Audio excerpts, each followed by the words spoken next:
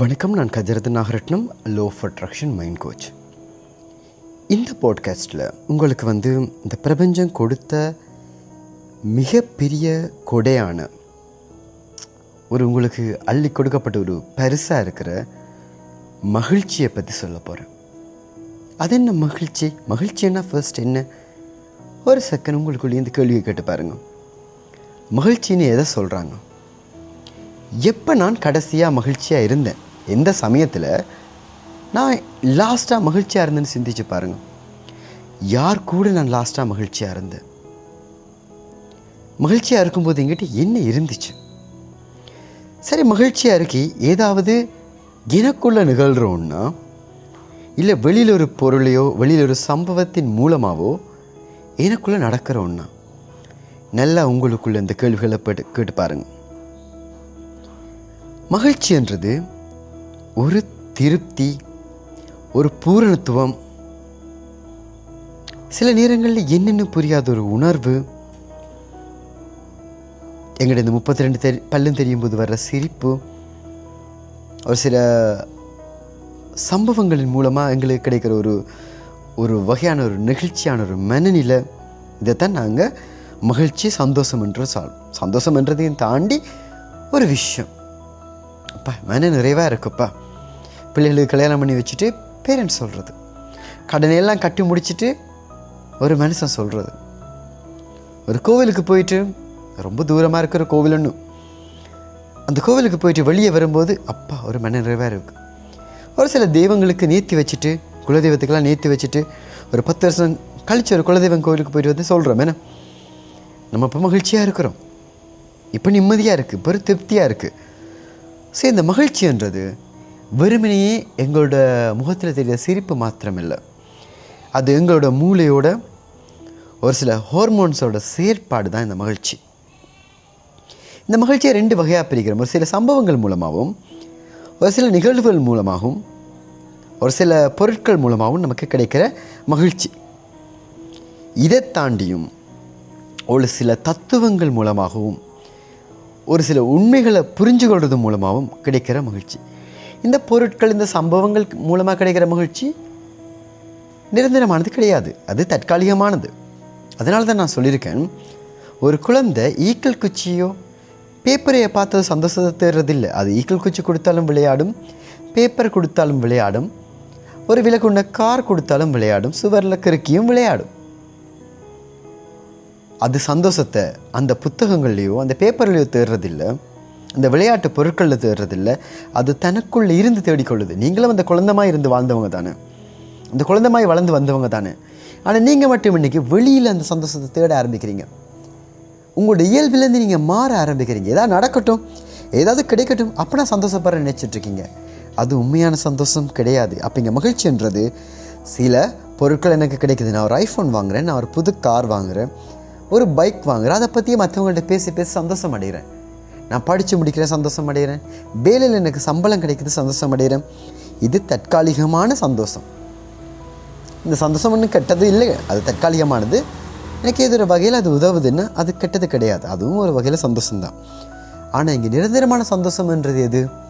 அது சில தத்துவங்களையும் இந்த வாழ்க்கையும் புரிஞ்சு கொள்வது மூலமாக எனக்கு கிடைக்கிறது. அந்த சந்தோஷம் நிரந்தரமானது. அங்கே அந்த சந்தோஷம் தற்காலிகமாக இருக்காது, அது இந்த நிகழ்வுகள் மூலமாக கிடைக்காது. அது எனக்கு ஒரு குழந்தையோட சிரிப்பை போல் அந்த சந்தோஷம் நிரந்தரமானதாக இருக்கும். அந்த சந்தோஷத்தை நீங்கள் அடையும் போது மகிழ்ச்சியோட உச்சக்கத்தை நீங்கள் தொடர்றதாக இருக்கும். அந்த சந்தோஷம்தான் நான் சொன்னேன் இந்த வீடியோவோட ஆரம்பத்தில், இந்த பிரபஞ்சம் உங்களுக்கு கொடுத்த கொடை, அது ஒரு பரிசு. அந்த ஐடியாலஜி இல்லை அந்த சைக்காலஜி படி நீங்கள் எடுத்துக்கொள்கிற அந்த சந்தோஷங்கள் தான் உங்களுக்கு நிரந்தரமானதாக இருக்கும். இங்கே சந்தோஷத்தை வரையறுக்கிறதுக்கு ஒரு சில ஈவெண்ட்டுகள் மூலமாக, ஒரு சில நிகழ்வுகள் மூலமாக கிடைக்கிற சந்தோஷத்தை அந்த நிகழ்வுகள் என்னென்னன்றதை உங்களுக்கு வரையறைப்படுத்துகிறேன். எப்பெல்லாம் நீங்கள் நன்றி பெருக்கோடு இருக்கிறீங்களோ, அது பிரபஞ்சத்துக்கிட்டேயும் சரி, சில உறவுகள்கிட்டையும் சரி, எப்பெல்லாம் நன்றி பெருக்கோடு இருக்கீங்களோ அந்த சந்தோஷம் நிரந்தரமானதாக இருக்கும். ஒரு நாய்க்குட்டி உங்கள்கிட்ட இருக்குன்னா, அது நீங்கள் வேலை முடிஞ்சு வரும்போது துள்ளி குதிச்சு உங்கள்கிட்ட ஓடி வருது. அந்த நாய்க்குட்டி நீங்கள் ஏதாவது வாங்கிட்டு வந்தீங்கன்னா அது ஓடி வரலை, அது உங்களை கண்டதில் ஓடி வருது. நீங்கள் அதை திருப்பி கொஞ்ச நேரத்தாவது சந்தோஷத்தை காட்டுவோன்றது இல்லை. அந்த சந்தோஷம் அது உங்களை கண்டதில் அது வருது. அதைத்தான் நாங்கள் நன்றி பெருக்கோடு வர்ற சந்தோஷம்னு நாங்கள் சொல்கிறோம்.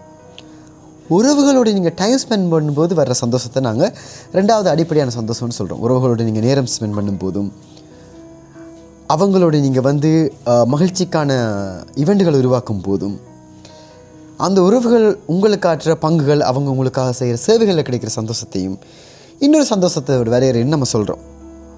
அடுத்து உங்களோட மனநிலை. நீங்கள் சந்தோஷமாக இருக்கும்போது இதுக்கு எல்லா வேலையும் இழுத்து போட்டு செய்வீங்க. அதே அப்செட்டாக இருக்கும்போது உங்களால் செய்ய முடியாது. அப்போ உங்களோட செயல்களிலும் நம்பிக்கை பொறுமைகளை கொண்டு நீங்கள் சில வகைகளில் இந்த உங்களோட மனநிலை சந்தோஷத்துக்கு வரையறையாக இருக்குது.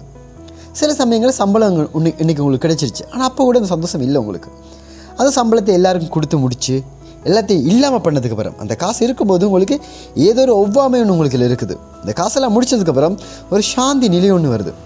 அதையும் ஒரு வகையில் நம்ம சந்தோஷம் திருப்தின்னு சொல்கிறோம். அதாவது இருக்கிற காசையெல்லாம் செலவழிச்சிட்டு இந்த சந்தோஷப்பட்டிருப்பாங்க இல்லையா?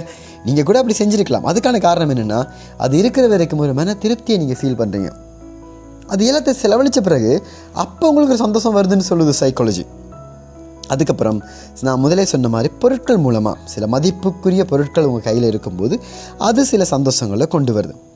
இந்த சந்தோஷங்களை நீங்கள் ஏதோ ஒரு வகையில் எடுத்துகிட்டு போகிறீங்க, உங்கள் லைஃப்பை கொண்டு போகிறீங்க. பட் ஏதோ ஒரு திருப்தியின்மை உங்களுக்கு வருது. ஏன்னா அந்த மகிழ்ச்சியோட முக்கியத்துவம் உங்களுக்கு தெரியலை. மகிழ்ச்சினாலே உங்களுக்கு என்னென்னு தெரியலை. சார் சந்தோஷமாக இரண்டுறீங்களே, எப்படி இருக்கிறது நான் கேட்க ஆரம்பிக்கிறாங்க. மகிழ்ச்சின்றது வெறும் உணர்வல்ல. அது வெறுமனவே நீங்கள் உணர்வோடு கொண்டே பார்க்குறீங்க. அதை மகிழ்ச்சின்னா என்ன? நான் அழுகிறேன் சிரிக்கிறேன், லைஃப்னாலே சிரிக்கிறது அழுகிறது மாறி மாறி தானே வரும்னு நீங்கள் பண்ணும்போதே அங்கே உண்மையான மகிழ்ச்சியோட சந்தோஷத்தோட அர்த்தத்தை நீங்கள் புரிஞ்சுக்கொள்ளாமல் போகிறீங்க. மகிழ்ச்சின்றது வெறும் உணர்வல்ல, அது ஒரு உடல் ஆரோக்கியம், ஒரு உற்பத்தி திறன், நீண்ட ஆயுளை கொண்ட உங்களை முன்னேற்ற ஒரு உந்து சக்தின்றதை நீங்கள் தெரிஞ்சுக்கொள்ளுங்க. மகிழ்ச்சின்றது உங்களை நீங்கள் அதை பிடிச்சு கொள்ளும்போது, அந்த யூனிவர்ஸோட அந்த பரிசை நீங்கள் பிடிச்சு கொள்ளும்போது இந்த வாழ்க்கையோட உண்மையான அர்த்தத்தை தெரிஞ்சுக்கொள்கிறீங்க. மகிழ்ச்சிக்கு ஒரு எல்லை ஒன்று நீங்கள் வச்சுருக்கீங்க. எப்போவுமே நான் சிரிச்சுட்டு சந்தோஷமாக இருக்கிறேன்னா நம்ம பைத்தியக்காரன் நினச்சிடுவாங்க. மகிழ்ச்சின்றது நீங்கள் முடிக்கிறதுக்கு ஒரு இலக்கல்ல, ஒரு செயல் மாதிரி. அது ஒரு இலக்கல்ல, அது ஒரு பயணம். நேர்மறையான செயல்களையும் மனநிலையும் இணைந்து வாழும்போது மகிழ்ச்சி உங்களுக்குள்ள பெருக ஆரம்பிக்கும். உங்கள் வாழ்க்கையை கொண்டு செல்றதுக்கு மகிழ்ச்சி உங்களுக்கு கூடவே வரும். நன்றியோடு இருக்கும்போதும், மகிழ்ச்சியோடு உங்களோட பிரபஞ்சத்தை நீங்கள் டச்சில் இருக்கும்போதும், பிரபஞ்ச அலைவரிசையில் இருக்கும்போதும் உண்மையான மகிழ்ச்சியை நீங்கள் காண்பீங்க. இந்த பாட்காஸ்ட்டில் நான் சொன்ன விஷயங்கள் உங்களுக்கு சில தெளிவை கொண்டு வந்துருக்குன்னு நினைக்கிறேன். உண்மையான மகிழ்ச்சின்றதை அறிஞ்சிருங்க. இந்த வாழ்க்கையோட உண்மையான நோக்கத்தை தெரிஞ்சு கொள்ளுங்க. வெறுமனையே இந்த வாழ்க்கையோட ஓட்டத்தில் ஓடி போகாதீங்க. இந்த பாட்காஸ்ட் உங்களுக்கு பிடிச்சிருந்துச்சுன்னா இந்த பாட்காஸ்ட்டை லைக் பண்ணிக்கொள்ளுங்க. பிஎம்எக்ஸ் சேனலை சப்ஸ்கிரைப் பண்ணிக்கொள்ளுங்க. அது மூலமாக அதிகப்படியான இந்த வாழ்க்கை சம்பந்தமான விஷயங்களும் ஆக்சிஜன் நியதி என்றதை அரியதான ஒரு தத்துவார்த்தத்தையும் நீங்கள் அறிஞ்சு கொள்ள முடியும். உங்களுக்கு இருக்க டவுட்டுகளை கமெண்ட் பண்ணுங்கள். இன்னொரு பாட்காஸ்ட்லேயோ வீடியோலேயோ நான் உங்களை சந்திக்கிறேன். நன்றி.